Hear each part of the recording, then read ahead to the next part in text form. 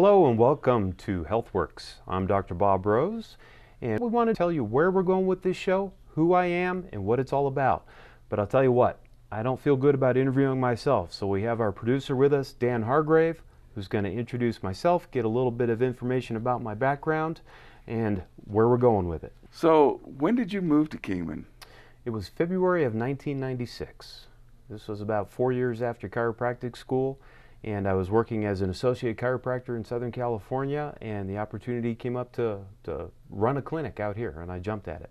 But before that, you weren't always a chiropractor, right? Not always, no. Tell me about In fact, what it I'll was. tell you what. Well, I did my undergraduate education at UCLA, and about my sophomore year, I think, at UCLA, I decided, hey, I need a little extra income here. So I got a job as an ambulance attendant, ambulance driver, and that led to a job in the emergency room, all as an EMT. So I worked that for basically 10 years while I was going through all my education. So you were in the emergency room, or you just always on the... Actually, I did both. More in the emergency room. We were staffed with, a physician just like a normal emergency room. In fact, it's kind of fortuitous because working in the emergency room did a couple fantastic things for me. Number one, it led me to chiropractic. How so? Well, in the emergency room, when you treat emergencies, it's a great place for you. If you get an arm cut off, if you have a heart attack, if you have a stroke, medicine can do wonderful things. But only about 10 to 15% of the things that came through the emergency room during my shifts were true emergencies, life or death emergencies. The rest of it might have been back pain, might have been headaches, general kind of illness, and really medicine wasn't doing anything for those people. They would examine them, make sure they weren't dying, send them away and say, follow up with your doctor. If you don't have a doctor, here's a doctor on call him tomorrow, make an appointment. So I thought, that really doesn't make sense. We're really not doing anything for these people. Not that emergency medicine is bad or medicine in general is bad, but I thought there must be a better way. And the number two benefit of that was it showed me how medicine works, how the whole thing works. So it gave me a great medical background, which I still use to this day. I mean, I've had patients stroll in the office with chest pain, sweating, jaw pain, and I immediately recognize you're having a heart attack. You don't need chiropractor. You need to get to the emergency room. So it helped me in those two ways. So then what happened? How did you get into chiropractic? I knew there was a better way. And coincidentally, it was just several weeks after I kind of came to this conclusion in my head, I was actually working at a health fair in a mall. We had the ambulance parked in the mall. We were showing people the backboard, the inside of the ambulance, and all that. People love to look at that stuff. The vendor or the guy in the very booth next to me was a chiropractor. So I strolled over, during the slow time, and I said, who are you and what do you do? And he explained what chiropractic is.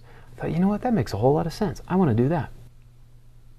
So what is chiropractic to you? Essentially, chiropractic is making you healthy. Okay, it's not just treating sickness, which is what medicine is. It's kind of strange they call it health care. I've always maintained they should call it sick care. But essentially, chiropractic is about not only restoring your health, but trying to keep you healthy as well. Instead of just treating symptoms, we try to treat the person. Health is not merely the absence of sickness. That's where we come from. Are you a typical chiropractor? Because I know that a lot of chiropractors don't have a lot of background in conventional medicine. But you have that background from your EMT years. Right. And so you have that exposure. My impression would be that you would have a more balanced approach. I like to think so, and I think it also gives me a little bit of an advantage because I feel more comfortable working with medical doctors, because there's a lot of patients who are sick and also have medical problems, and you want to work with other physicians. It's not a contest, it's not a game to see who can get the patient better faster or make them healthier, but you want to work as a team because ultimately it's about the patient. That's who matters. So I feel comfortable working as a team with the other physicians. So what is your vision for this show? Let me preface that a little bit with, you asked a little bit about what chiropractic does. Well, just raw basics, chiropractors do chiropractic adjustments. Okay, we take joints that do not function normally for whatever reason. They interfere with the nerve system. They can affect all the systems in the body, not just manifest themselves as headaches or back pain. They can affect the organs also that these interferences with the nerves travel to. I found that some people weren't improving as fast as others. I thought, why is this? And I started doing some more research, went and a lot of postgraduate education, and part of the problem was they weren't leading a healthy lifestyle. I mean, they were essentially treating themselves like a rental car. I mean, I hate to say that. I guess not everybody abuses a rental car, but they just weren't healthy in general. So it really got in the way of them living their life to the fullest, or them getting better or getting healthy to their potential. So what I want to do with the show is try to teach people little tools, little tricks. It's like, okay, this is how you can not only be free of pain or free of disease and just muddling your way through life, but if you truly want to be healthy, here's some changes you can make. And I'll tell you what, a lot of people don't know how to make the simplest changes. For example, they don't know how to read a food label. They don't know what they're eating. They don't know what kind of exercises they should be doing. They might be doing stretching or even strengthening exercises that are injuring them or making them worse. So I want to take it down that road. I also would love to visit with other healthcare professionals, see what they're doing to encourage health as opposed to just treating sickness. Well, I'll tell you what, I'll give you one guinea pig if you want. You bet. That's myself. Okay.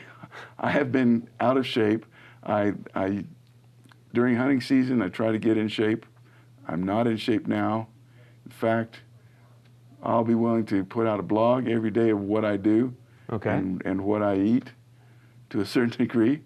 And I'm putting myself on the line, but that's changing my lifestyle. Mm-hmm. And this is the concern I have with that type of approach is what have they said about the people who are on the Biggest Loser? The premise is that they get people in shape and they lose a whole lot of Mm-hmm. weight, and the Biggest Loser wins. But what that doesn't do is that it doesn't change their lifestyle in a permanent way. It's temporary. Yeah, and you know, never having watched the show, I can only guess about what's going on. But everybody knows somebody, or even themselves, who's gone on a diet or who's lost weight only to regain that weight or get out of shape again. Right. And they end up being worse off. Right. Afterwards, And that's they why end up I've really frustrated, depressed. resisted going on a diet. I've been on an Atkins diet. I've tried that a couple of times because, well, you probably hate it. Well, look at it this Yeah, way. I The hate first it. 3 letters of diet are what? Die. right. Okay. Second of all, it can't just be a diet. It can't be something you do temporarily. It has to be something you're happy with, and you can do the rest of your life. How did you like the Atkins diet? Did you enjoy it? No. Did the food taste good? Well, the food was okay, but Did you get enough of it? Carbs, no. I mean, Okay. I could eat all that I wanted to of meat and cheese and all that stuff, and you know, after about 2 hours, I'd kill for a soda cracker, right? So I mean, it doesn't. Yeah, I just need the carbs. Well, And and crave I'll them tell you anyway. what, Atkins almost had it right. There's plenty of resources out there. What we could do is coach you through this. I call my kitchen my laboratory. Okay. Because I've been coming up with ways. I mean, I'm a half Italian, right? So every meal had pasta and bread at the table. I don't care if it was breakfast. There was always bread at the table, every meal. And I can't tell you the last time I've had pasta.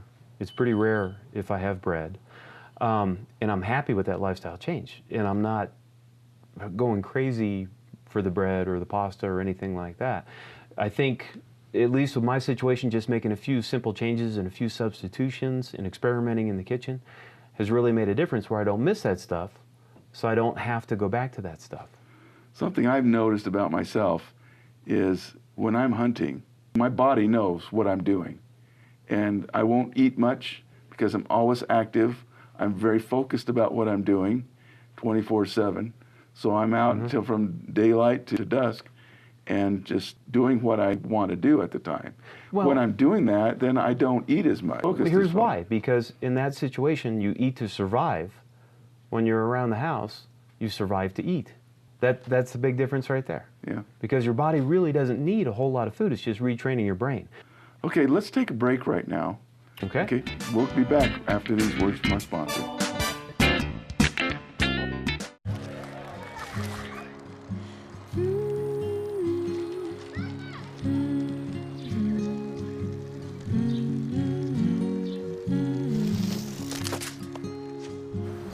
Of all the things you've done with your bike, donating it to Goodwill may be the most incredible of all. Your donations help fund job placement and training for people in your community, which means your stuff can be more powerful than you think. Goodwill. Donate stuff, create jobs. Welcome back to HealthWorks. I'm Dr. Bob Rose here with our producer, Dan Hargrave. Welcome back, Dan. Let's talk about where we're going to go with the show. What kind of topics we have. We've already talked about losing weight. I mean, I want to lose weight. I want to be more healthy. More specifically, that's more important. And I think we get hung up too much on weight. Let me tell you that's the key right there, is to be more healthy. Just a personal story. I lost 30 pounds, not because I stepped on a scale and said that number's too high, but because you read in the newspaper every day 48, 49, 50-year-old people dropped out of a heart attack and they never had a sick day, in quotations, in their life, and I did not want to be one of those statistics. I've got 3 kids, I've got a wife, I've got a business. I did not want to be a statistic. I want to get healthier. Used to be healthy, I want to be healthy. As a byproduct of just getting healthy, doing healthier things, leading a healthier lifestyle, I accidentally lost 30 pounds. So hopefully we can do that with you too. That's what I'd like to do. And the thing is, the problem with that, of course, is you can't step on a machine and find out how healthy you are. That is correct. And there's controversy as to how you actually measure the health of a person. Right, right. As currently defined, I guess a lot of people measure health as the absence of sickness. I don't have the flu right now. I don't have pneumonia. I don't have diabetes, so I must be healthy. Not necessarily the case. Inside, there could be a lot of things going on that you don't know about. Your arteries could be hardening. There could be plaque building up. All kinds. You could have fatty tissue around your organs, your liver. You don't know. You could be getting Alzheimer's disease because of some of the things that you're putting in your mouth. You don't know. Right. I guess the only way you can really tell is, well, I mean, exercise is one of them, because, I mean, we went on a hike together, you and I noticed you weren't breathing as hard and heavy as I was. Mm-hmm. So I knew that you had to be in better shape than I do. That's one way of measuring how healthy you are, is mm-hmm. how do you stand up to a certain amount of exercise. Right. And if you want to have measurable parameters, I mean, you can do that. It's like, okay, how far can I hike up this trail? How fast can I walk a mile? You can use little landmarks like that, if you will, or little benchmarks to kind of gauge your own progress. In how healthy are you? You will never truly know. I mean, you can go get an expensive array of blood tests, check your lipids, your cholesterol, all kinds of things to get those objective measures if you want to. But what it comes down to is, hey, even without those objective numbers, if I don't want to go to the lab, I don't want to do all these things or get an EKG, if I lead as healthy a lifestyle as I'm comfortable with, I know I'm getting healthier, because you will be getting healthier. It's just plain and simple like that. Mm-hmm. What other topics are we going to talk about on this show? I'd like to break some things down pretty simple. A lot of people don't even know what a healthy blood pressure is. I'd also love to interview some other healthcare professionals. I have a colleague who's an optometrist. What about eye health? Nobody gives much thought to eye health. So we can go many different ways. In fact, even if our viewers would like to give suggestions for where we want to go with this, that'd be fantastic. I know I'd love to take a field trip and grab somebody and ask them to pick out a healthy meal in the supermarket and see what they come up with. Mm. Because chances are they're going to fall into the health buzzwords or traps on the labels, which lead them to believe it's a healthy product, but it's probably not. Right. So if you have any health topics that you want addressed on this show, send us an email or click on a link below, and you can give us your ideas. And that's absolutely right, because the whole show is about giving our viewers the opportunity to be healthier. And if they have questions that have been burning in their mind or topics they'd love to have addressed, we want to address those, because we want everybody to have that opportunity to learn more, take that knowledge, and lead a healthier lifestyle. I'll tell you what, I want to give you a homework assignment. You told me you want to get healthier, okay? Right. Before you know where you're going to go, you have to know where you are, okay? It's like reading a map. I want to go here, but you have to know where you're starting. So I would like you to write down what you eat and drink over the next week. Okay. I just want to start with what you're eating, and then we can go from there. Eating and drinking. Okay. I'll do that. Yep. Because even if people make changes to their diet, lifestyle changes to what's going in their mouth, even if they don't get up and exercise, or they can't get up and exercise. So I think approaching it from the nutritional standpoint is first and foremost. So let's wrap this up. If you have Any topic suggestions that you want to hear about, any questions burning in your mind, let us know. Thanks everybody for tuning in to Health Works. I'm your host, Dr. Bob Rose. Looking forward to seeing you next week. And remember folks, better bodies are built in the kitchen, not the gym.